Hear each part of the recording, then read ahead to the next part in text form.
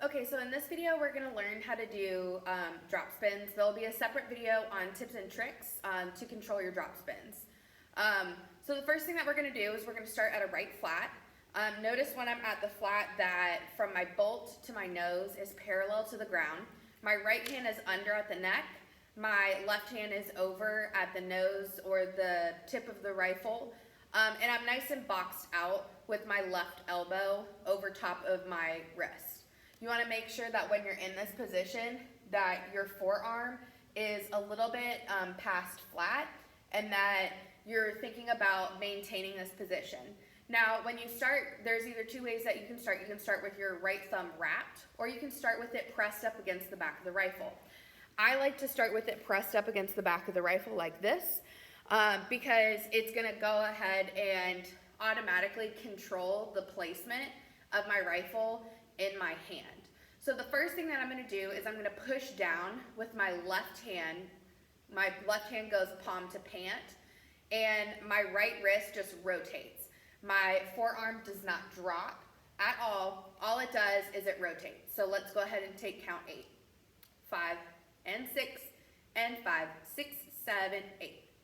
Now, when I go to count 8, the bolt to the nose, once again, is going to be straight.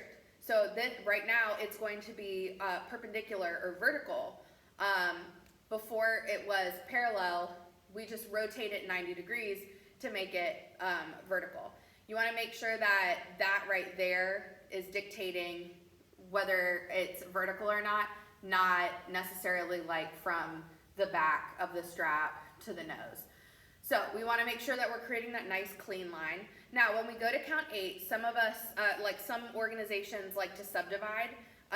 So that would go like this: 5 and 6 and squeeze, push.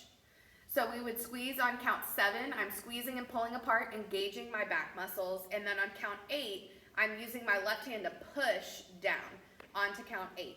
From here, I'm going to continue to rotate my wrist, and the nose of my rifle is going to go straight up on the and count. What's going to happen is I'm creating this kind of like taco shape as I start. When I go to count 8, my knuckles are to the side, to my right end zone. From here, I'm going to release with my rifle, and my knuckles are going to be up. And then what's going to happen is I'm going to return back to that side position where my knuckles are to the side. So I'm going to start from that flat. I'm going to go 8, lifting up and going back down 1. And so what happens is when I go to count 8 and when I go to count 1, it's the same count. It just, the rifle returns back to it. So from here, I push down 8, I lift and 1. Now, when I go to count 1, you don't want to lift your elbow. You want to keep your elbow next to your side. It's not going to be glued to it, but it's going to be there with just a little bit of space in between. And as I go from 8 and 1, notice that my wrist is still in line with my elbow.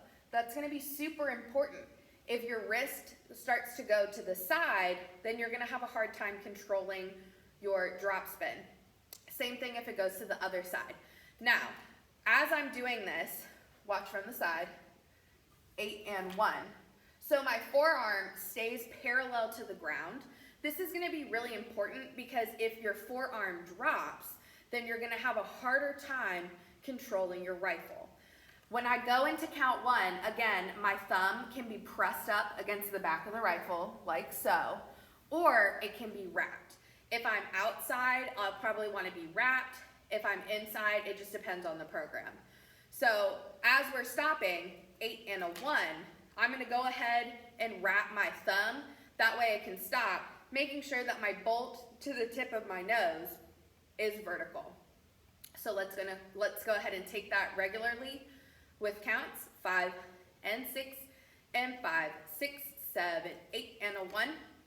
Now let's go ahead and take it subdivided. 5 and 6 and squeeze, push, and a 1. So each time I'm doing the same thing. Subdividing is just helping break down those counts. That's what that means, subdivide. So It just depends on your program which you're going to do.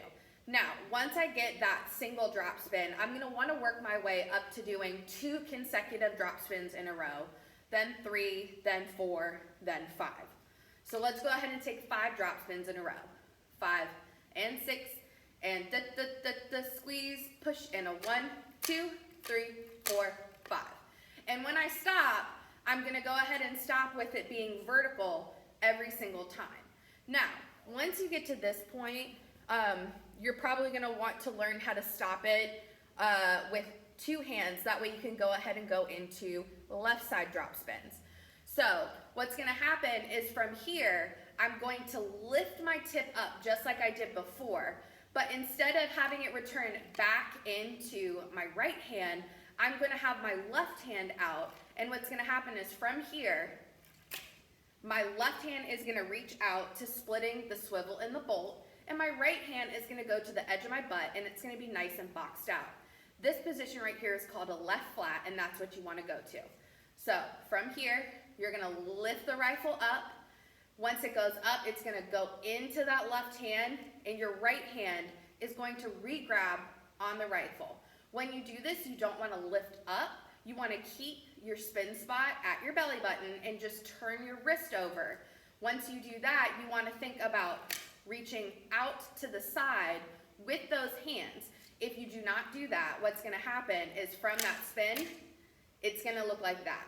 And it's going to be like really weak looking. You want to make sure that you're always thinking about looking strong on rifle. So let's go ahead and take 5 spins and let's add the stop. 5 and 6 and squeeze, push, and a 1, 2, 3, 4, 5, reach out. And so I'm thinking about reaching out in order to stop that. And that motion and counter motion of my hand is what stops my rifle. Again, your right hand is over with your fingertips together at the butt, and then your left hand is splitting the swivel and the bolt. And this sets you up perfectly to go right into left side drop spins. So let's go ahead and talk about left side drop spins. You'll start at your left flat because that's going to be the hand that you spin on. Your fingertips are right up against the edge of the butt. My elbow is stacked on top of my wrist, and I want to make sure that when I'm starting, that my bolt is going to be right in the center of my belly button. Now, for right side spins, you're just a little off of the bolt, but for left side spins, that little piece of, like, the little piece on your rifle, that can be a really good guiding point for you so that you know you're in the correct position and you're not too far over or too far to the left, or sorry, too far to the right. So I start with my thumb, my left thumb pressed up against the back of the rifle, thinking about squeezing my fingers into the heel of my hand. I really want to think about pressing and squeezing on both sides. That way it helps my rifle not wobble. From here, we're going to push down into count 8, just like we did before. This time, it's going to be from the nose and the bolt. But as you can tell, if I push my rifle off to the side, you can see that the butt of my rifle is pushed over. That's okay.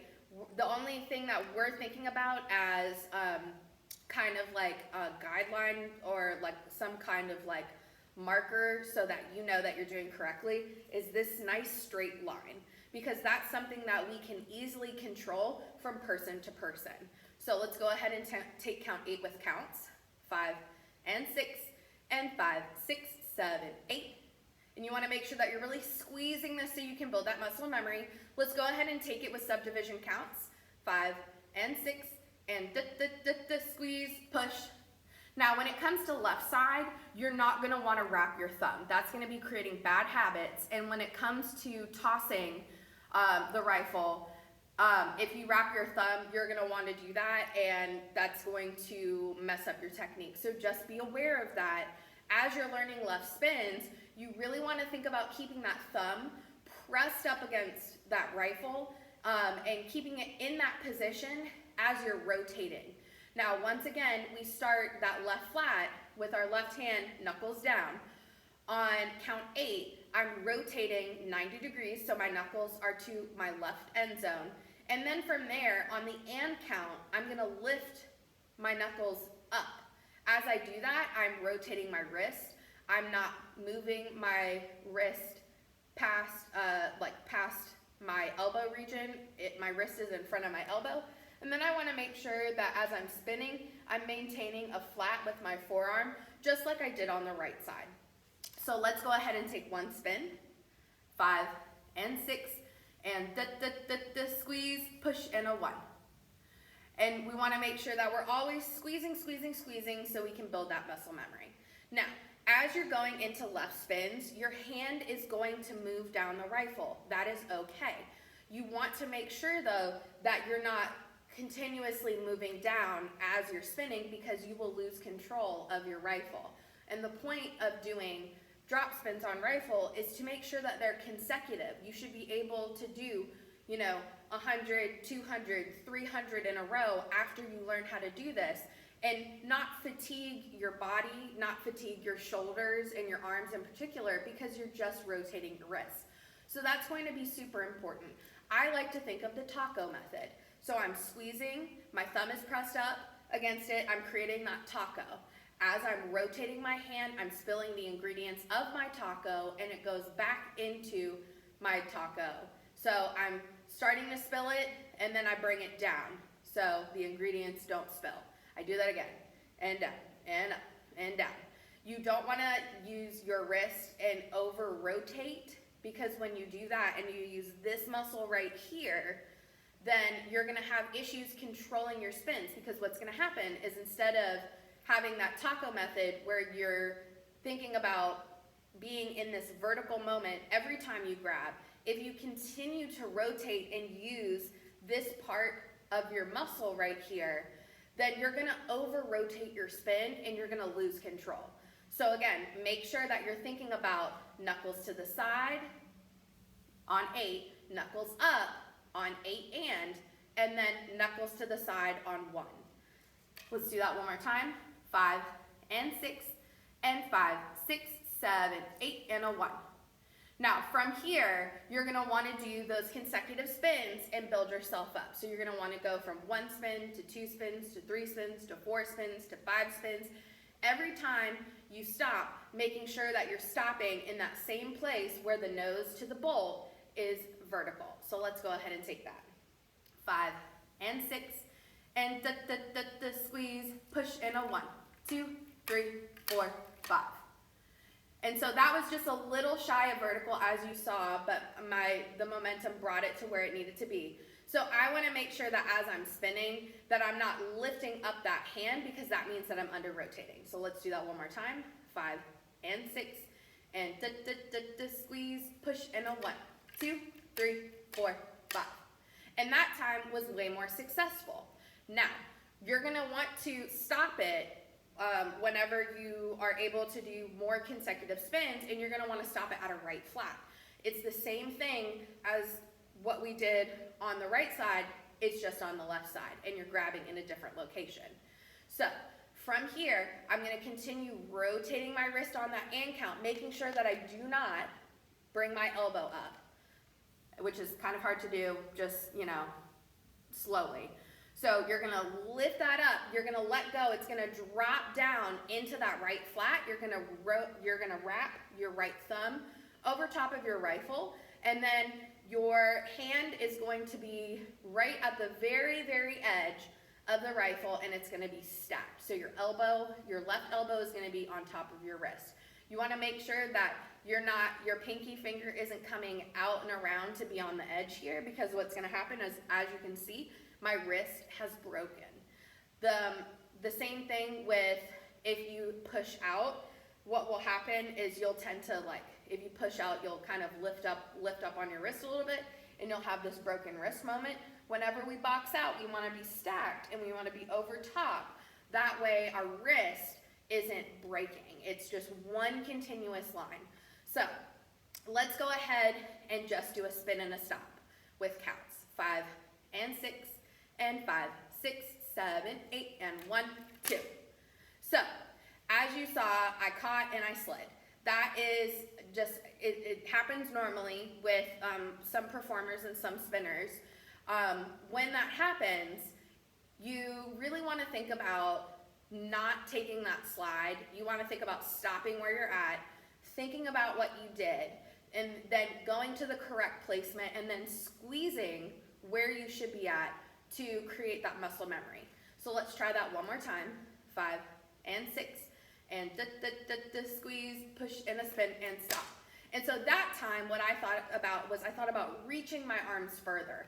When I did that, what happened was it was easy for me to go into that position and stop my rifle at that right flat. Now, when you get to your right flat, it's going to be important that from the bolt to the nose, once again, that you're keeping that flat. You don't want your butt to drop, or you don't want your nose to drop. Same thing with if you're in a left flat. You don't want your butt to drop, and you don't want your nose to drop. You want a clean line when you do that. So make sure that whenever you're going into your stop, that you're thinking about lifting up as you're doing it, really engaging those back muscles and squeezing and pulling apart.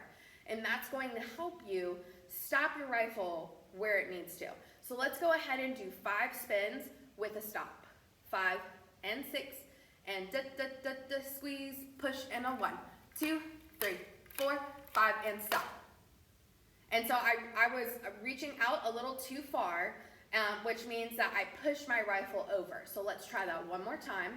5 and 6 and squeeze, push, and a 1, 2, 3, 4, 5, stop.